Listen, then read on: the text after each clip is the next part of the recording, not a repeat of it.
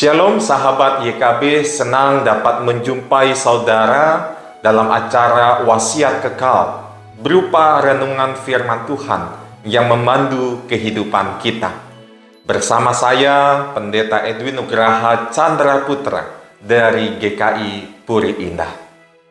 Renungan kita pada hari ini, Kamis 29 Februari tahun 2024, berjudul Status dan Fungsi, yang didasarkan pada 1 Petrus 2 ayatnya yang keempat sampai yang ke-10, dan yang menjadi pusat perenungan kita hari ini adalah 1 Petrus 2 ayatnya yang ke-9. Namun sebelumnya, mari kita berdoa. Bapa dalam sorga, kami bersyukur ketika Tuhan masih memberikan kesempatan kepada kami untuk merenungkan firman-Mu. Tuhan, tolonglah kami agar kami dapat mengerti kebenaran firman Tuhan, firman-Mu yang kami yakini akan menuntun kehidupan kami, menopang kehidupan kami, mengingatkan kami. Karena itu Tuhan, biarlah melalui perenungan firman ini, kami boleh mengalami perjumpaan dengan Tuhan yang akan mengubah kehidupan kami. Hanya di dalam nama Tuhan Yesus kami bersyukur.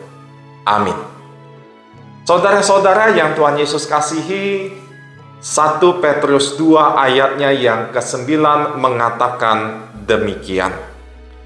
Namun kamulah bangsa yang terpilih, imamat yang rajani, bangsa yang kudus, umat Allah sendiri, supaya kamu memberitakan perbuatan-perbuatan yang besar dari Dia, yang telah memanggil kamu keluar dari kegelapan kepada terangnya yang ajaib.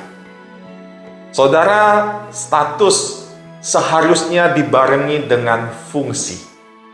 Seorang guru fungsinya bukan hanya mengajar, melainkan juga memberikan keteladanan yang layak untuk dipatuhi dan juga ditiru.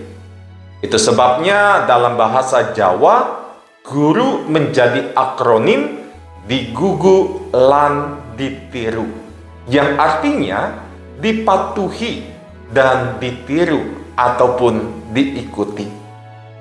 Maka kata guru tidak hanya diterapkan pada mereka yang mengajar di kelas, tetapi kita juga mengenal istilah guru bangsa, keteladanan bagi bangsa, supaya keteladanannya ditiru. Saudara, Petrus menyebutkan 4 status dari umat yang percaya, yaitu bangsa terpilih, imamat rajani, bangsa yang kudus, dan umat kepunyaan Allah. Puncaknya adalah umat kepunyaan Allah. Karena status itu merangkum semua status yang disebutkan sebelumnya. Fungsi dari umat milik Allah adalah memberitakan perbuatan besar Allah yang telah membawa umat dari kegelapan kepada terangnya yang ajaib. Dengan kata lain, umat melalui kehadiran dan kehidupannya dipanggil untuk memanifestasikan kuasa Allah yang ajaib yang telah menyelamatkan, mengubah, dan memperbarui kehidupan mereka. Mereka yang dulunya bukan umat, sekarang dijadikan umat milik Allah. Kita semua adalah umat milik Allah. Namun, apakah status itu juga dibarengi dengan fungsinya? Apakah hidup kita menyatakan kuasa dan terang Allah?